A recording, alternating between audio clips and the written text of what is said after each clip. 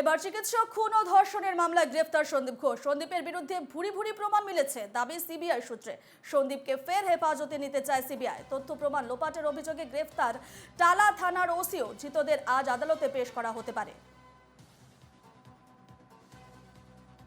এবার চিকিৎসক খুন ও ধর্ষণের মামলায় গ্রেফতার সন্দীপ ঘোষ। সন্দীপের বিরুদ্ধে ভুরি ভুরি প্রমাণ মিলেছে, দাবি সিবিআই সূত্রের। সন্দীপকে ফের হেফাজতে নিতে চায় সিবিআই। তথ্য প্রমাণ লোপাটের অভিযোগে গ্রেফতার করা হয়েছে টালা থানার ওসি অভিজিৎ মণ্ডলকেও। ধৃতদের আজ আদালতে পেশ করা হতে পারে। আমরা সরাসরি চলে যাব সিজিও কমপ্লেক্সে, যেখানে রয়েছেন আমাদের প্রতিনিধি পৃথা দাশগুপ্ত। পৃথা, আরজি করে আর্থিক দুর্নীতি মামলার পর এবার চিকিৎসক খুন এবং ধর্ষণ মামলায় গ্রেফতার করা হয়েছে সন্দীপ ঘোষকে, এবং পাশাপাশি গ্রেফতার করা হয়েছে ও টালা থানার প্রাক্তন ওসি অভিজিৎ মণ্ডলকে। আজ তাদের আদালতে পেশ করার কথা রয়েছে, কি আপডেট রয়েছে?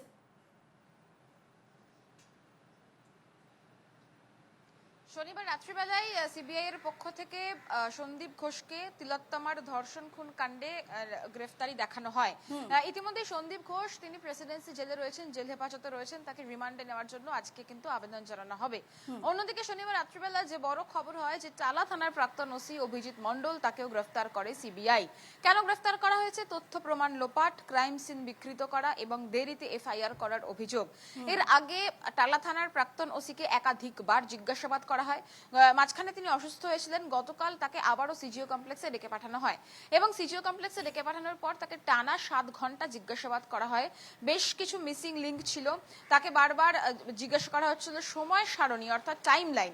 সেই টাইম লাইন তিনি কোনোভাবেই মেলাতে পারছিলেন না বলে কেন্দ্রীয় তদন্তকারী আধিকারিক সূত্রে খবর, এবং তারপরেই তাকে গ্রেফতার দেখানো হয়। ইতিমধ্যেই তুমি জানো যে আর্থিক দুর্নীতি মামলায় সন্দীপ ঘোষ তিনি প্রেসিডেন্সি জেলেই রয়েছেন। এই যে ধর্ষণ খুনের যে মামলা, সেই ধর্ষণ খুনের মামলায়ও তাকে গ্রেফতার করা হয়েছে নতুন করে, অর্থাৎ রিমান্ডে যাওয়া। এবার তাকে নিজেদের হেফাজতে নেওয়ার জন্য আজকে কোর্টে আবেদন করবেন কেন্দ্রীয় তদন্তকারী সংস্থার আইনজীবী। শুধু তাই নয়, যেটা জানা যাচ্ছে যে কালকে রাত্রিবেলায় প্রাথমিকভাবে মেডিকেল পরীক্ষা হয়েছে টালা থানার ওসি অভিজিৎ মণ্ডলের। সেক্ষেত্রে আজকে আবার করে মেডিকেল করানো হয় কিনা সেদিকে দেখা হবে। দ্বিতীয়ত আজকে কোর্ট প্রোডাকশন আছে সন্দীপ ঘোষকে রিমান্ডে নেওয়ার জন্য, অর্থাৎ কোর্টকে জানানো হবে যে সন্দীপ ঘোষকে নিজেদের রিমান্ডে তারা নিতে চান। সেক্ষেত্রে কোর্ট যদি জেল কর্তৃপক্ষকে বলে যে তাকে প্রডিউস করাতে, সেক্ষেত্রে আজকে বা আগামীকাল সন্দীপ ঘোষের প্রোডাকশন হবে শিয়ালদা কোর্টে। এই কেসে, অর্থাৎ ধর্ষণ খুন মামলার ঘটনায় অভিজিৎ মণ্ডল টালা থানার প্রাক্তন ওসি, যাকে গ্রেফতার করা হয়েছে, আজ তাকে প্রোডাকশন করার কথা। মেডিকেল করানোর পর তাকে প্রোডাকশন, যদিও গতকাল রাত্রিবেলা একটা প্রাথমিক মেডিকেল হয়েছে আমি যেমনটা বললাম, আজকে তাকে কোর্ট প্রোডাকশন আছে এবং কোর্ট প্রোডাকশনের পরে তাকে এবং সন্দীপ ঘোষকে নিজেদের হেফাজতে চাইবেন সিবিআই এর তদন্তকারী আধিকারিকরা। কেন চাইবেন? এর আগে একাধিকবার জিজ্ঞাসাবাদ করা হয়েছে ওসিকে, এবং শুধু তাই নয় সন্দীপ ঘোষকেও, কিন্তু বেশ কিছু মিসিং লিঙ্ক রয়েছে। এবং শুধু তাই নয়, কার নির্দেশে টালা থানার ওসি সকালবেলা 10টা সময় যখন তিনি এই ঘটনা জানতে পারলেন, তারপরে রাত্রিবেলা 12টা পর্যন্ত তিনি কেন অপেক্ষা করলেন, কেন তিনি এফআইআর করতে এতটা দেরি করলেন, কিসের তদন্ত, কিসের এনকোয়ারি হচ্ছিল, এইটা বারবার জিজ্ঞাসাবাদ।